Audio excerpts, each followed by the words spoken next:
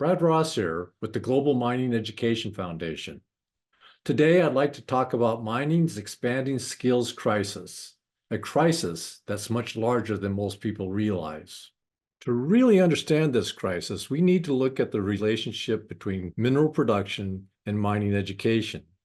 And to do that, we need to consider China's huge investments in mining and minerals over the last few decades. That investment starts in 1998 when China creates a mining and mineral strategy that helps them to ensure that they have a resource supply chain for their manufacturing sector. The strategy covered all areas from government, industry, and academia, and covered all areas of resources, from locating the resources to being able to mine the resources, as well as adding value to those resources through processing, refining, and smelting. But this strategy also included the human resources to ensure that they have the skills and capabilities to make all of these different areas successful. If you take a look at the results of this investment and strategy based upon production, it's a very telling story. The following are a series of graphs that have a comparison of 1998, the year 2010, and the year 2022. And it compares the United States production to Chinese production, and that compared to the worldwide production of different commodities. If we take a look at copper mining, the actual production from the ground in each of the countries, we see that in 1998, copper production for mining is almost 1/4 in China as that is in the United States. Both of these combined are about 20% of the world's copper production. By 2010, we see that production from China is basically slightly higher than the United States, mainly because of reduction of copper mining in the United States and a doubling of copper mining in China. By 2022, we see that China has gone ahead of the United States. But the other thing to notice from this graph is the significant increase of global production of copper mining. But if we go to the production from copper refineries, it's actually a much different story. In 1998, we see that copper refinery production in China is less than half of that of the United States. But by 2010, China produces 4 times as much copper from their refineries as the United States does. And by 2022, China produces more than 11 times as much as the United States. And again, we can see that global copper production is growing significantly over that time. And China is taking up almost all the difference in that increased production. That trend is seen in other commodities, such as production from aluminum smelters.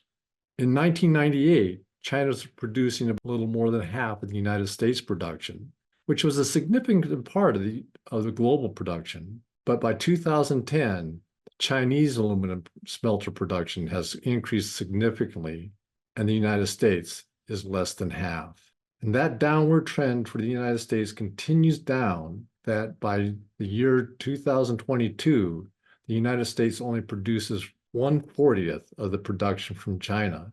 And Chinese production is a significant amount, more than half of global production of aluminum. But this difference is also seen in other areas, such as coal and coke production, which are critical ingredients to steel making. We see that in 1998, the United States and China combined produce about half of the world's coal and coke, and they are relatively equal in production. But by the year 2010, the United States production falls slightly, but China is producing nearly 3 times as much as it did in 1998. And world production of coal and coke increases. And once again, China has filled in most of that difference in increased global production of coal and coke.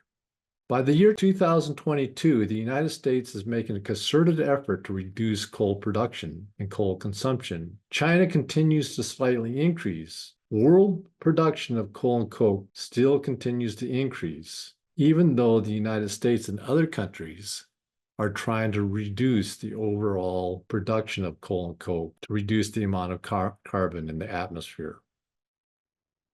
So if we take some of that data and we look at it a little differently, and just look at the year 1998 and compare the percent of world production between China and the United States, and we're going to include steel in these numbers as well, we see that production between these key commodities is basically equivalent between the United States and China.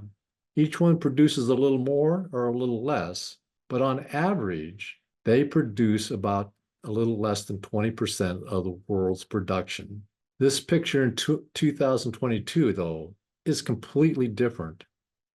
China has increased their production of the key materials that require smelting as well as coal to the point they are producing nearly or more than half the world's production. United States production has fallen to where they produce closer to 5% of the world's production on average. This is a huge difference and a trend that continues on today. What China has done is incredible. If you think about putting together a strategy to change your economy and then actually implementing that over a 25-year period, it's very impressive. But we have to keep in mind that for China to be successful in those investments, they've also invested billions of dollars in building their mining skills. So let's compare the status of traditional mining education between China and the United States when considering metallurgy and mining engineering. First of all, if we look at the number of programs, China has 44 programs that focus on metallurgy and 10 mining engineering programs that are focused on coal mining engineering. The United States, on the other hand, has 8 metallurgy programs and 14 mining engineering programs, but that includes all mining engineering programs. But what's really different about the two countries is the number of students. China has approximately 12,000 metallurgy students in their programs and over 10,000 mining engineering students focused on coal mining. The United States, on the other hand, has less than 500 metallurgy students and less than 1,000 mining engineering students.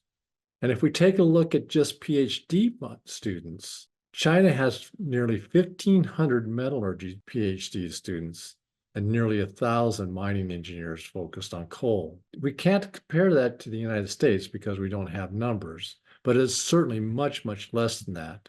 And the number of PhD students is important because that's where a lot of the research is done, as well as the future faculty members.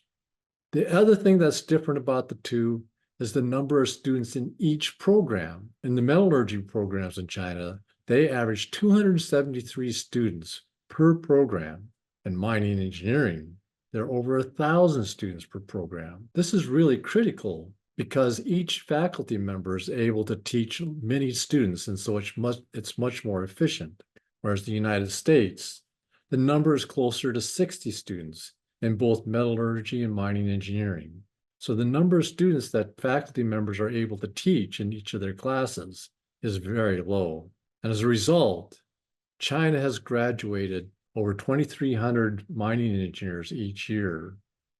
And the United States, for metallurgy, is closer to 200 students, and mining engineering most recent numbers are 334. Another large difference is the number of faculty members. We don't have information on both situations, but mining engineering has over 574 full-time faculty members. That's nearly 60 faculty members in each program. This means that the number of faculty members have reached a critical mass, and teachers are able to focus on their expertise and build new classes that are needed for the new society. Although we don't have the number of all the faculty members in metallurgy in China, we know that one metallurgy program has over 1,600 students and 125 faculty members. 65 of them are focused just on metallurgy. That gives an amazing ability to broaden their programs and for the faculty members to focus on their specialty areas. So let's take this information about students and combine it to the percent of world production graph. The number of students is shown in the checkered bar. And what we see is that China, with their large percentage of world production, requires a large number of students. The United States, on the other hand, with much lower production of world, with a much lower percent of world production, requires much fewer students. And we see that relationship in this graph.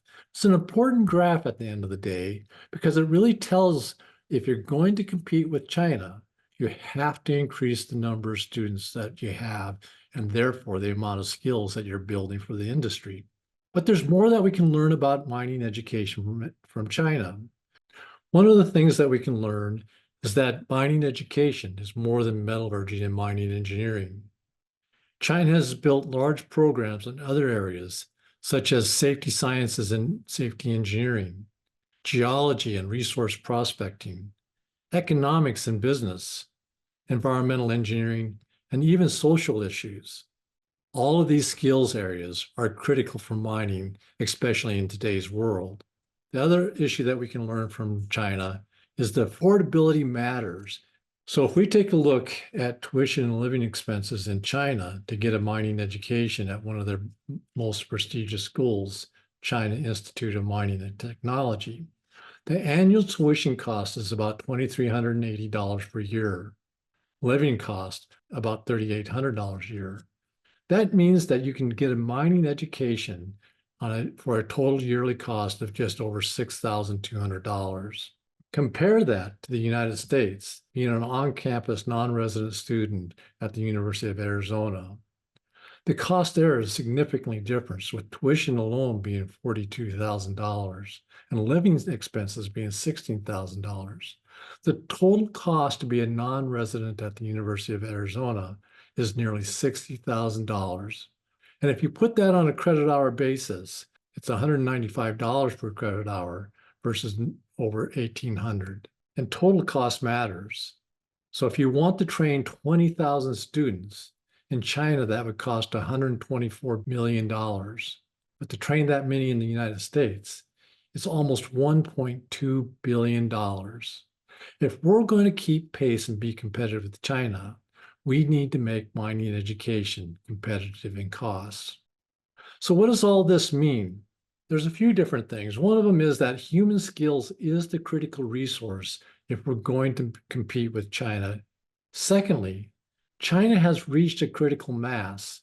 It's much easier for them to increase both production and skills with the amount of people and production that they currently have.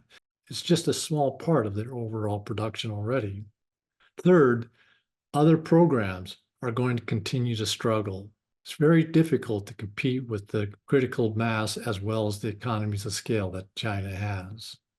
So if nothing changes, we can probably figure that China will continue to grow their percent of global production, which has been averaging about 2% per year.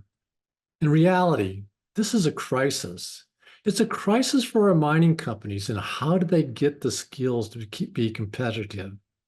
It's a crisis for countries and how can they ensure that they have the materials they need to build their economies?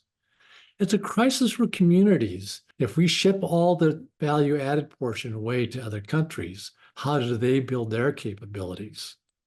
And it's a crisis for individuals. You consider the fact that one country burns by far the greatest amount of coal and they have control over that. The issues caused from that impacts every individual in the world. So what do we do? How do we address these type of issues? The first thing that we do is we've got to continue to learn from China. They are now the world's leader in mining production and mining education. Secondly, we got to do more of a root cause analysis. Why are our educational costs so much greater than China? And what can we do about it so that we can be competitive?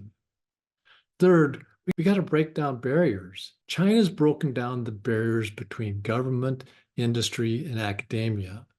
We need to figure out how can we break down barriers between countries, companies, and different fields if we're going to be competitive. And we have to start with a global strategy. If we don't have a strategy, we'll never reach our end goals. And one of those end goals is that we have to be much more innovative. Education has to change for us if we're going to compete with China. One of the ways that we can do that is by creating a global institute focused just on mining education and nothing else. So whose strategy should this be? We have some different choices.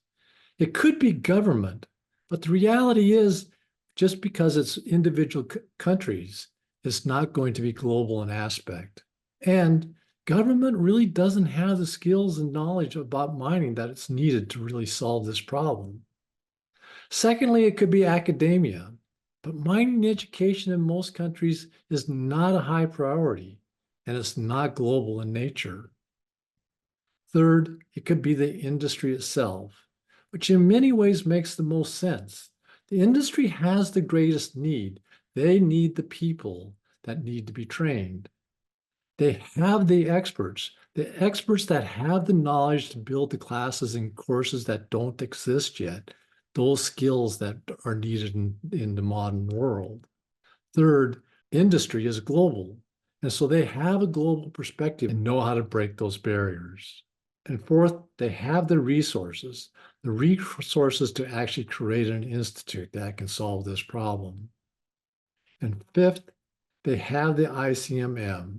This council includes a majority of the largest mining companies in the world, and their purpose is to look at issues strategically and solve problems for the entire industry.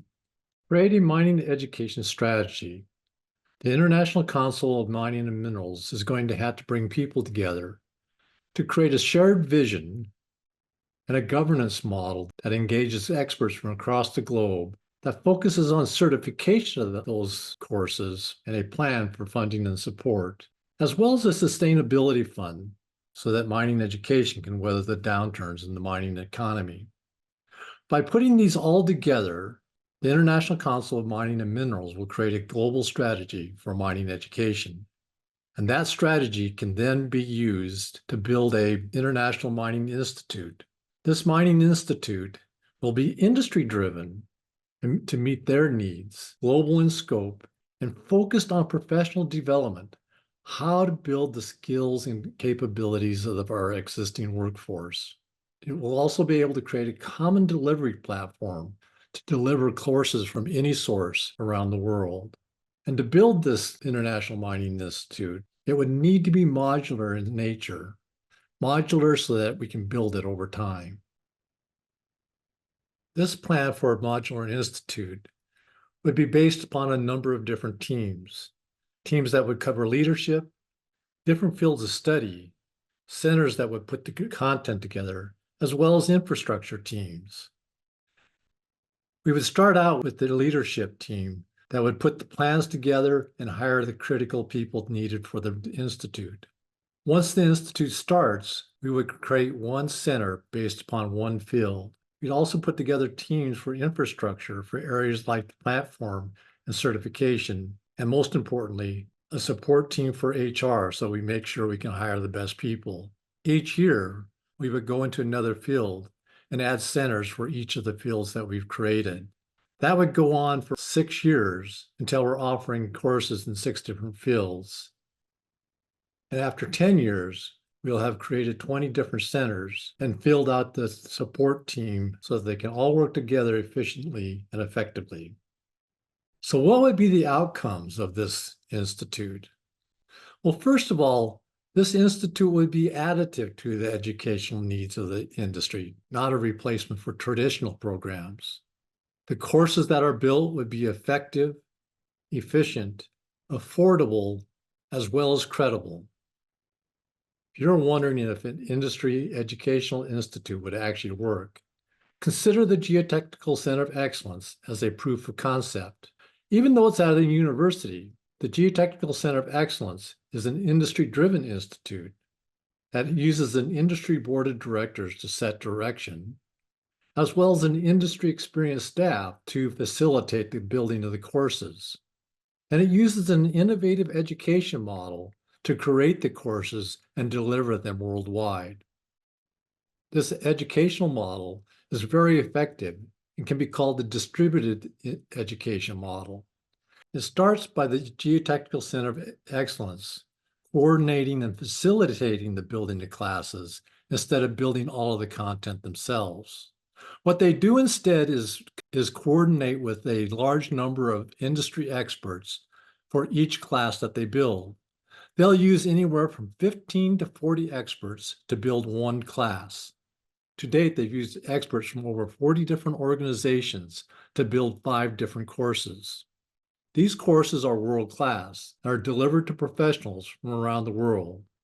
To date, professionals from over 232 different organizations have taken courses from the Geotechnical Center of Excellence. And these courses are very efficient. They've reached over 2,100 professionals in 45 different countries, so they reach an economy of scale. Courses offered by the Geotechnical Center of Excellence are also affordable. If you consider that the non-resident tuition cost per credit hour at the University of Arizona is $1,322, and an online master's course is $995, the Geotechnical Center of Excellence list price of $300 is quite reasonable, but their actual realized price is even lower at $158 per credit hour when you consider the free registrations and discounts that the Geotechnical Center of Excellence offers. It's not as low as China at $74 per credit hour, but there is hope that these costs can be driven even lower when you consider the professional development courses offered by Microsoft can be as low as $36 per credit hour. If you combine the modular plan required for the building the institute, along with the way that the Geotechnical Center of Excellence builds courses, we can build a plan of how many classes we can build per year. And by starting out with just one center to begin with and building to 20, over a 10-year period, we can create and offer close to 300 classes that would cover all different fields. And the number of registrations that people would sign up for each year would increase at basically the same rate as the number of classes offered. And by year 10, there should be nearly 56,000 registrations per year. This would have a significant impact in building the skills and capabilities of the mining industry's workforce. Looking at the financial side of this institute, the initial capital cost is actually very low because this is a virtual institute and there will be no buildings and all the classes will be offered online. The operating costs will start out very low at the beginning. And as we add people and classes, that cost will continue to rise until year 10, the annual cost will be nearly $30 million. This might seem high to some people, but considering the number of people that will be trained, it's actually quite reasonable. And if we add in income from tuition and other sources, we see that it also starts out slowly, but by year 6, it should be break even with cost. And if we consider the cumulative net cash flow, what we see is by year 9, we should have a positive cumulative net cash flow. The return on investment on the Institute is not measured financially. It's measured by the number of skilled people because of the classes that we offer and the number of people that we train. It is also measured in our ability to attract new people into the mining industry because we're the industry that invests in people's skills and capability. But mostly the return on investment is measured in how competitive that we are. Competitive with each other to grow the mining industry, as well as our ability to compete with China. To some, this sounds like an impossible goal, but this is a crisis. And in a crisis, many things that were impossible become possible. My experience with this is as being a part of the team that recovered from the gigantic landslide at the Bingham Canyon mine in 2013. We were able to do many things that we thought were impossible. This is because we had a common strategy that we all worked towards. We set impossible goals because that's what was needed to be successful. And we had great leadership that trusted people to get the job done. We also had tremendous teamwork and the resources that were required. This all created great innovation and let us reach those impossible goals. If you'd like to learn more about the Bingham Canyon Mainfay, you can download my book for free using the following QR code. What do we need to get started? We need support for the change to focus on mining education and building the skills in our workforce. We also need our senior leadership's understanding both the opportunities and consequences of filling the skills gap. The third thing that we need is for our senior leadership to make mining education ICMM's highest priority. With that, we can start building the strategy that's needed. We in the mining industry have a choice. We can work together and solve the skills crisis, or as individuals, we can stand by and watch the crisis grow. I'm Brad Ross, a mining education advocate for the Global Mining Education Foundation. You can contact me at brad.ross@mining-edu.com. Thanks for listening. I will look forward to working with you in the future.